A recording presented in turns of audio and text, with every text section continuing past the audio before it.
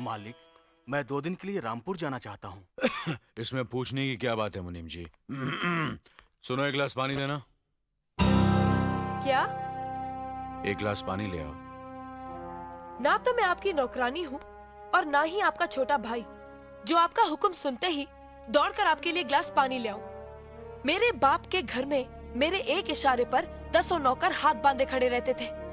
ये मत भूलिए कि मैं एक अमीर बाप की एक लौती बेटी हूँ। आप तो उम्र में बड़े हैं ना, किससे किस तरह की बात की जाती है इतनी तमीज तो आपको आनी चाहिए। Mind it.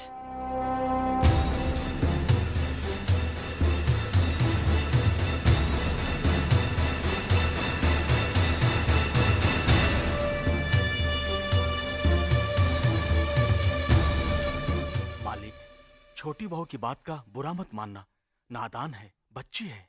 गलती हमारी है मुनीम जी। हमने ऐसी लड़की को काम करने को कहा जिसे काम करने की आदत ही नहीं है। बड़े भैया, पानी। नकुल, वो ट्रैक्टर रिपेयर करवा लिया ना? जी करवा दिया।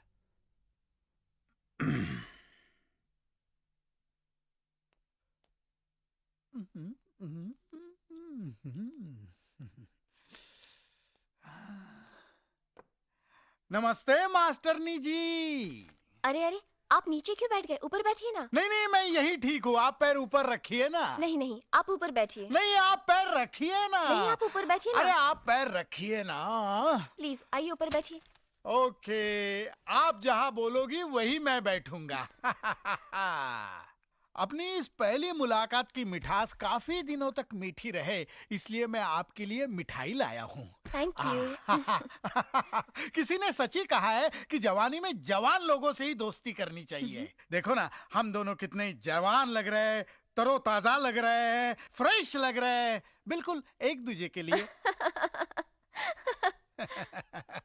नहीं, आपकी हंसी बहुत खूबसूरत है, लेकिन आप हंस क्यों रही हैं? आपकी बातें सुनकर। अच्छा अच्छा। अभी आप कह रहे थे कि आप अभी तक जवान हैं। यस। और मैंने सुना है कि आपका एक बेटा है 30 साल का। मेरा बेटा? हाँ। उस हरामी को तुम मेरा बेटा समझती हो? वो तो मुझे कुंभ के मेले में मिला था, कुत्ता समझकर पाल लिया। मास्टरनी जी, मैं अभी तक शुद्ध कुंवारा हूँ। अभी पोल्यूशन की वजह से नमक थोड़ा कम हो गया है, बूढ़ा दिखता हूँ, लेकिन जवानी अंदर से झूले पे झूल रही है, बिल्कुल झूल रही है। अच्छा, हाँ? कौन से कोने में जवानी झूल रही है बाप के दिने? जरा बता मुझे। हाँ? इसको फंसाने के लिए मैं तुझे कुंभ के मेले में मिला और मुझे कुत्ता समझ के पाला, कुत्ते के बाप। अरे अरे, अपने बाप से इस तरह बात कर रहे हो? अबे, तू जानती नहीं है इस कमीने को। ये कमीना अपनी जवानी की रंगीन कहानियां सुना सुना कर कितनी औरतों का एक रात का पति बन चुका है। और इधर भी तेरे यहाँ एडमिशन लेने इसी लालच में आया है, संभालना। शर्म करो, ये तुम्हारे बुजुर्ग हैं। क्या हुआ? पित्त के कारण मेरे बाल थोड़े सफेद हो गए, तो मास्टरनी मुझे बुजुर्ग कह रही है। मास्टरनी, न देख उम्र मेरी, लाजवाब कर दूंगा, तुझे कली से महकता गुलाब कर दूंगा। हट!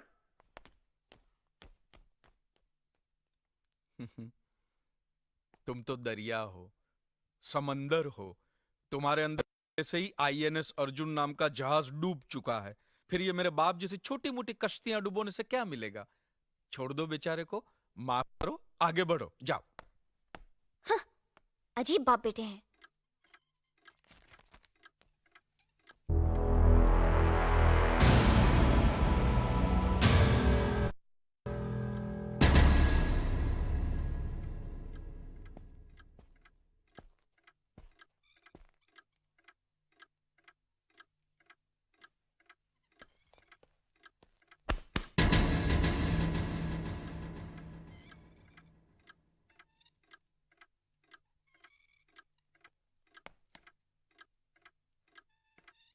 इसे मैं फेंक देता हूँ बड़े भैया, आप जाइए। मुनीम जी, जो राम प्रसाद की बेटी की शादी के लिए जेवर देने के लिए कहा था, भिजवा दिया? जी हाँ मालिक।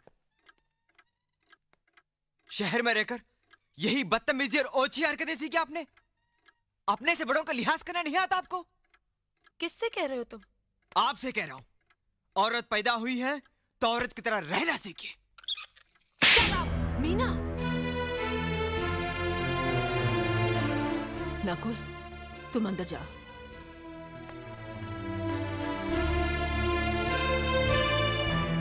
पागल हो गई हो तुम? औरत होकर एक मर्द पर हाथ उठाती हो? इतनी ऊंची घराने की बहू होकर ऐसी नीच हरकत, शर्म नहीं आई तुम्हें? कौन सा ऊंचा घराना? ये जहाँ सिर्फ एक आदमी राजा है और बाकी सब उसके गुलाम। मीना, चिल्लाइए मत। आप मेरी सास नहीं हैं। जिस तरह आप इस घर की बहू हैं, वैसे मैं भी हूँ। बहू हो तो बहू की मर्यादा में रहो। मर्यादा की रस्सी में तो आप जैसी जाहिल और गवार औरतें बनती हैं। मुझ जैसी पढ़ी लिखी मॉडर्न जमाने की लड़की नहीं।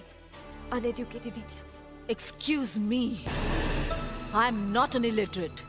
I'm a graduate from the University of Allahabad.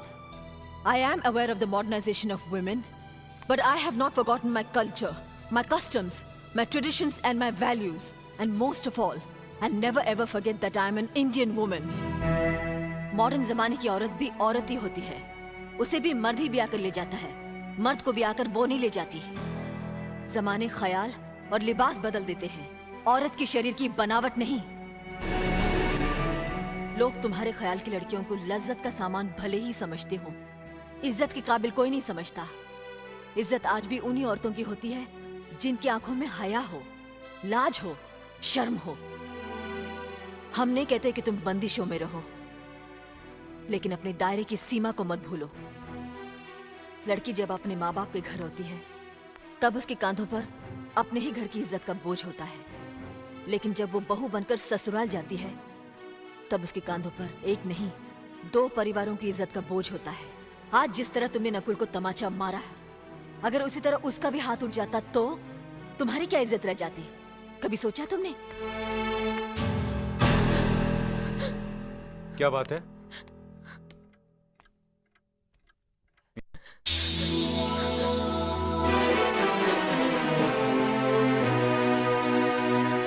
क्या हुआ भाभी? कुछ नहीं। मीना कह रही थी कि उसे खाना बनाना नहीं आता। हमने सोचा कि 2-4 खरी खोटी सुनाने से ही सीखेगी, सो सुना दिया। बस रोने लगी। क्यों अर्जुन, हमें तुम्हारी बीवी को डांटने का भी हक नहीं? क्यों नहीं? आप हमारी भाभी माँ हैं। आप मार सकती हैं, डांट सकती हैं, कुछ भी कर सकती हैं।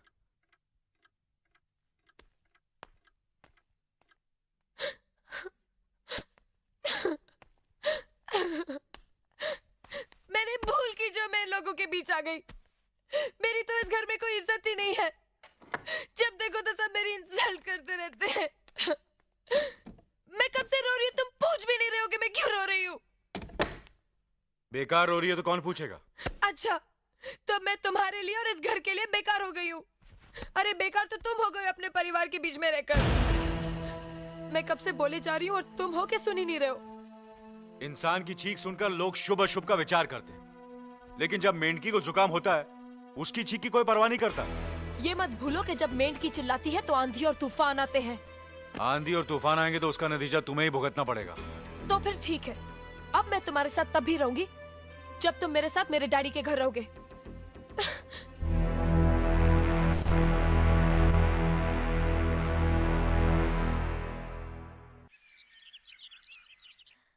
हमारी मीना बहुत प्यारी बच्ची है, लेकिन उसमें अभी भी बचपना है। हमारे तौर तरीकों को नहीं जानती है ना, लेकिन आहिस्ता आहिस्ता हम उसे सब सिखा देंगे।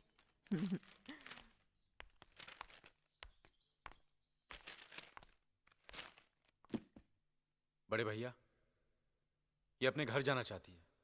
जाना भी चाहिए। 4-5 महीने हो गए, मायके की याद भी आती होगी इसे। और अर्जुन, तुम्हारे ससुर जी तुम्हें कई बार बुला चुके हैं। तुम भी कुछ दिनों के लिए हो आओ, तुम्हारा मन भी बहल जाएगा। अगर ये वापस लौटने के लिए जा रही होती तो मैं जरूर जाता, मगर ये तो हमेशा के लिए इस घर से जा रही है। कैसी बातें कर रहे हो? अगर तुम दोनों के ख्यालात एक दूसरे से नहीं मिलते तो इस मामले को घर की चार दीवारी में बैठकर आपस में सुलझा लेना चाहिए। बहू शहर की पढ़ी लिखी लड़की है, उसे गांव की रीति रिवाज के बारे में क्या मालूम। यह तो तुम्हारा फर्ज बनता है अर्जुन कि तुम उसे हमारे तौर तरीके सिखाओ। सिखाने से कोई फायदा नहीं बड़े भैया, ये खुद को इस माहौल में डालना ही नहीं चाहती, इसलिए भेज रहा हूं। अच्छा, तो तुमने फैसला भी कर डाला। बड़े भैया, बात यह है कि मैंने मीना को, तुम बहुत समझदार भी हो गए हो ना, तो फिर तुम्हें इतना तो समझ लेना चाहिए, अगर बहू अपने आप को बदल नहीं पा रही है तो तुम बहू के मुताबिक बदल जाओ।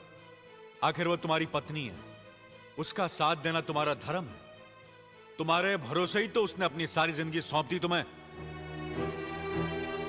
अर्जुन, मेरे दर्द पर तुम तड़प उठोगे, तुम्हें तकलीफ होगी तो मैं रो दूंगा, क्योंकि हम दोनों एक ही मां की संतान हैं। खून का रिश्ता है हमारा, मगर पत्नी का नाता उससे कहीं ज्यादा गहरा होता है, क्योंकि वो पराए घर से आकर अपनों से कहीं ज्यादा अपनी हो जाती है, परछाई बन जाती है हमारी। पति शरीर है तो पत्नी उसकी आत्मा है। पत्नी ही पति के जीवन को सही अर्थ देती है, उसे कामयाब बनाती। पत्नी के बगैर पति बेजान और बेमाने हो जाते हैं। अगर आज तुम अपनी पत्नी को हमेशा के लिए उसके मायके छोड़ाओगे तो यह गांव, यह समाज क्या कहेगा हमारे बारे में? जरा सोचो अर्जुन, न्याय के सिंहासन पर बैठकर जो लोगों के अच्छे बुरे का फैसला करता है, अगर उसी के घर में नाइंसाफी होगी तो लोग हंसेंगे हम पर, किसी को मुंह दिखाने के काबिल नहीं रहेंगे हम। बड़े भैया, मुझसे भूल हो गई, मुझे माफ कर दीजिए। मुनीम जी, जी मालिक। जायदाद के दस्तावेज लाइए। जी अभी लाया। बहू, पति ही पत्नी की असली शक्ति होती है। हमारे पुरखों ने कुल धर्म पत्नी के बारे में कहा है, जो पति के काम में उसकी मददगार हो, उसे अच्छी सलाह दे, जो दासी की तरह उसकी सेवा करे, मां की तरह उसे खिलाए पिलाए, लक्ष्मी का रूप हो और धरती की तरह उसमें सहन शक्ति हो, वही आदर्श पत्नी होती है। औरत की सोच मर्द का मुकद्दर बनाती है। वो जब बनाने पर आती है तो कुटिया को महल कर देती है, और जब बिगाड़ने पर उतरती है तो महल को मिट्टी का ढेर बना देती है। मालिक, ये जायदाद के दस्तावेज हैं। हमारी जमीन जायदाद कहां कहां है और कितनी है, उसका हिसाब किताब ना बाबूजी को मालूम था, ना हम तीनों भाइयों को मालूम है। बहू, तुम पढ़ी लिखी हो, आज से इसका हिसाब किताब तुम देखोगी। लक्ष्मी जी। अपनी चाबियों का गुच्छा और ये कागजात बहू को दे दो।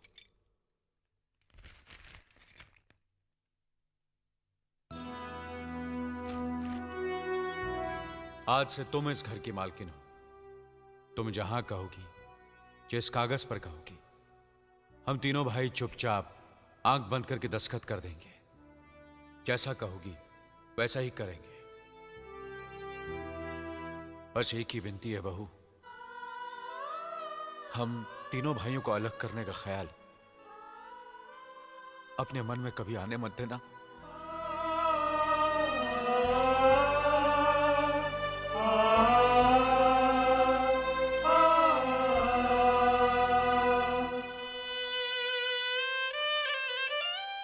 बहुत अच्छा किया तुमने बहू, बहुत अच्छा किया। इनकी आंखों में आंसू देखने की हमने सपने में भी उम्मीद नहीं की थी, लेकिन तुमने हमें दिखा दिया।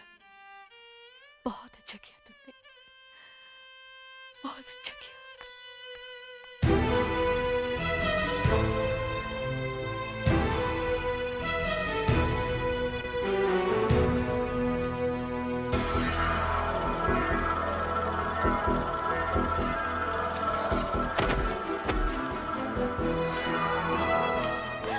मीना, मीना, क्या हुआ बहू? मीना, मनी जी जल्दी से डॉक्टर को बुलाइए।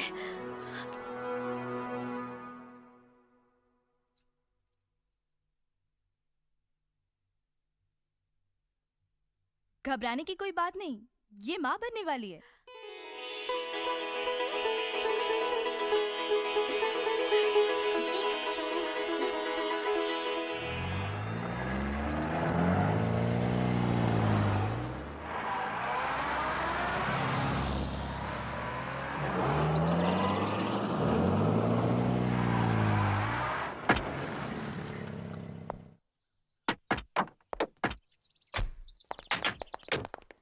आप लोग यहीं ठहरिए, मैं ठाकुर साहब से मिलकर आता हूँ।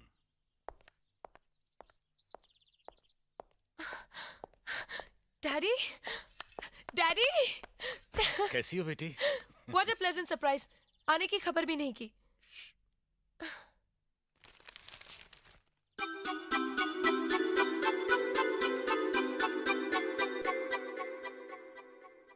ठाकुर साहब, पाए लागू। समधी जी, आप अचानक यहाँ कैसे? तशरीफ रखिए, बैठिए ना। आपके बराबर बैठने की मैंने कभी गुस्ताखी नहीं की, तो आज कैसे करूंगा? बहुत दिनों बाद हम लोग मिल रहे हैं। कहिए, आपका कारोबार कैसे चल रहा है? आपकी कृपा और आशीर्वाद से ठीक ही चल रहा है। दिल्ली में इंडस्ट्रीज मिनिस्टर के साथ कब की अपॉइंटमेंट ली है? कल सुबह 11 बजे सर। इनकम टैक्स केस का? वकील ने कहा है कि 15 तारीख की हियरिंग में मामला क्लियर हो जाएगा। आज एक्सपोर्ट का माल जापान के लिए जहाज से रवाना हो जाएगा ना? जी हाँ सर। नमस्ते ठाकुर साहब। नमस्ते नमस्ते नमस्ते। अरे दीनानाथ जी, आप लोगों ने यहाँ आने की तकलीफ क्यों की? मैं आपकी संस्था के लिए गवर्नर साहब से बात कर चुका हूँ, आपका काम हो जाएगा। धन्यवाद, बहुत बहुत अरे गोपीनाथ जी, होम मिनिस्टर ने वादा किया कि आपके भाई का ट्रांसफर जल्दी ही हो जाएगा। Thank you sir. Daddy, good morning daddy. Good morning my child. आप कहीं जा रहे हैं क्या? हाँ बेटी, एक जरूरी काम से दिल्ली जा रहा हूँ, अपना ख्याल रखना। हाँ ओके। Okay, bye. पास में ही फैक्ट्री के लिए जमीन देखने आया था, सोचा आपके दर्शन करता चलूं। अब इजाजत दीजिए। इतनी जल्दी कैसे जा सकते हैं आप? भोजन तो करते जाइए। माफ कीजिए, आप तो जानते ही हैं, बाप बेटी के घर का खाना तो क्या, पानी भी नहीं पी सकता। शहर में रहकर भी अभी भी आप इन बातों को मानते हैं? शहर में रहूं या गांव में, मैं अपनी परंपरा और संस्कार कैसे भूल सकता हूं? आखिर मैंने इसी मिट्टी में जन्म लिया है। अच्छा, चलता हूं। अजी, कम से कम बेटी से मिलकर उसकी कुशलता तो पूछ लीजिए। ये क्या कह रहे हैं आप? मैं इतना ओछा नहीं हूं कि अपनी बेटी की कुशलता पूछकर आपका अपमान करूं। ठाकुर साहब, ये तो मेरी बेटी का सौभाग्य है कि वो इस मंदिर जैसे पवित्र घर में बहू बनकर आई, और फिर आपकी छत्र छाया में तो वो कुशल हो गई ही। राम राम। राम राम। बेटे, जिस तरह तुम मैके में चहकाती रही हो ना, वैसे ही अपनी ससुराल को भी महकाती रहना। जी।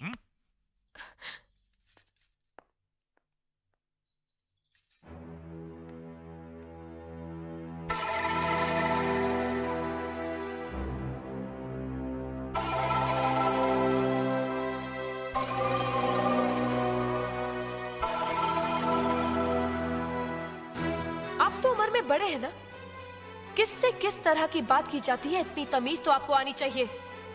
Minded, minded, minded.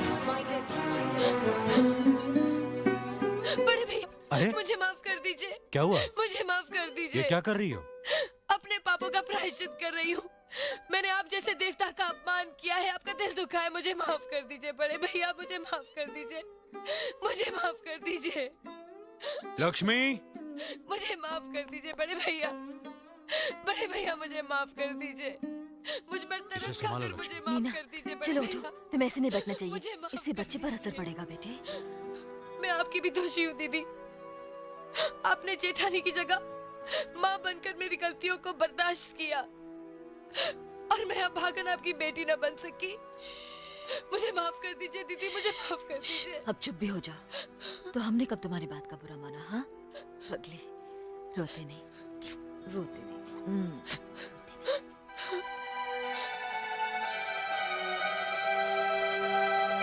ओम कर्पूरगौरम करुणावतारम संसार सारम भुजगेंद्रहारम सदा वसंतम। प्रभु, मैंने देवता जैसे परिवार के साथ हमेशा इंसानों जैसे झगड़े किए हैं, नफरत पैदा की है।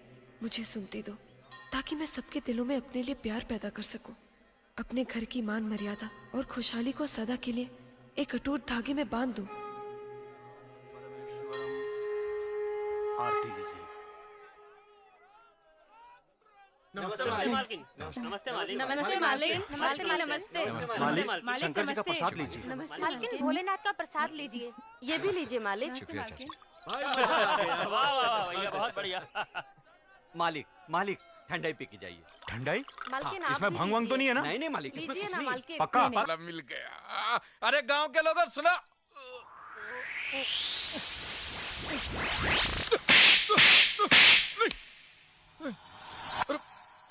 अरे बाप रे, मैंने कुछ सुना ही नहीं है, मैंने कुछ बोला ही नहीं है, मैंने कुछ देखा ही नहीं है। मैं गांधी जी का 3 बंदर हूँ, मैं कुछ जानता ही नहीं हूँ, जानता ही नहीं हूँ, जानता ही मास्टर नहीं।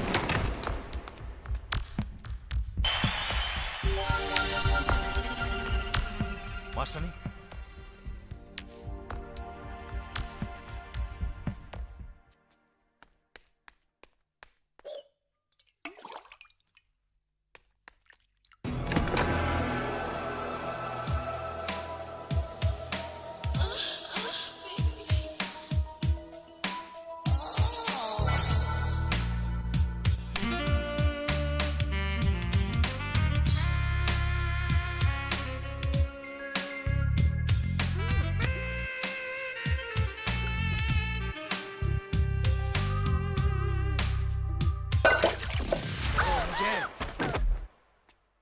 शर्म नहीं आती तुम्हें? एक मास्टर नहीं होकर चरित्र इतना गिरा हुआ? छी! मैं आज ही भैया से कहकर तुम्हें गांव से बाहर करवा देता हूं। अपना सामान बांध कर तैयार रहना। अरे मैं बर्बाद हो गई। दादा ठाकुर के भाई अर्जुन ने मेरी इज्जत लूट ली, मुझे कहीं का नहीं छोड़ा। अरे कोई है जो मेरी फरियाद सुन सके, मुझे इंसाफ दिला सके? आप लोग खामोश क्यों हैं? क्या मेरी बात का यकीन नहीं है, या फिर दादा ठाकुर के डर से गूंगे बहरे हो गए हो? देखो बहन, ये देखो मेरी हालत, देखो देखो भाई साहब, ये देखो मेरी हालत क्या हो गई है। मैं आप लोगों के हाथ जोड़ती हूँ, मुझे इंसाफ दिलाइए। चुप हरामजादी, नाटक करती है। ए कलमुही, तू जिस पर कीचड़ उछाल रही है उस खानदान के लोगों का पूरा भरतपुर देवता की तरह पूछता है। अरे मास्टर नहीं आप? क्या हुआ? अर्जुन ठाकुर साहब ने मेरी इज्जत लूट ली ना? मुझे मालूम था। वो तो कई दिनों से तुम्हारी इज्जत के पीछे हाथ धोके पड़ा हुआ था। आज हाथ साफ कर लिया। तुमने ना कहा होगा, उसने हाँ कहा होगा। तुम भागी होगी, वो दौड़ा होगा। तुमने मना किया होगा, उससे सुला दिया होगा। अबे ओ गोरे, ये काले, अबे तुम्हें क्या करता है? तमीज से बात कर। हम भी ठाकुर खानदान के हैं। दादा ठाकुर जमींदारी करते हैं, इसका मतलब ये नहीं कि उसका भाई किसी के भी इज्जत पे हाथ डाले। चुप साले, इस घटिया औरत की वकालत कर रहे हो? क्या हम अर्जुन ठाकुर को नहीं जानते? ए, अब अगर एक शब्द भी उनके खिलाफ बोला तो अभी तुझे तोड़ फोड़ डालेंगे। फाड़ने फोड़ने की बात क्यों करता है? मैं खुद ही फूट जाता हूँ। यू गो टू नरक, मैं चला खुली सड़क। ले, ले, ले, ले, ले, ले। आज ये अर्जुन ठाकुर को बदनाम कर रही है, कल दादा ठाकुर के नाम पर कीचड़ उछालेगी। इस साली शूट न खा के नाक कान काट देते हैं। ए, ला रे हसिया। रुक जाओ, सब लोग ध्यान से सुनो। इस बात को यही दबा दो, किसी भी हालत में यह बात दादा ठाकुर तक नहीं पहुंचनी चाहिए, वरना उन्हें बहुत दुख होगा।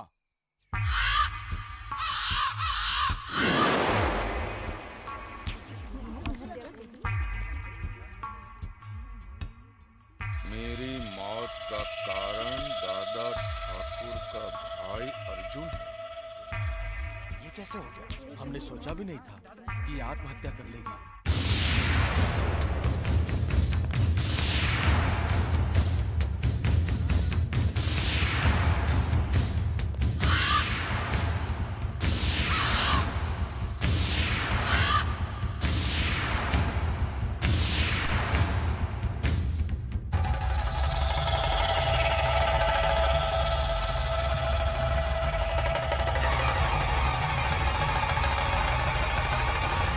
देख लिया दादा ठाकुर, उस दिन जब मैंने आपको सच्चाई बताई तो आपने थप्पड़ मार के मेरे कान के पर्दे फाड़ दिए थे।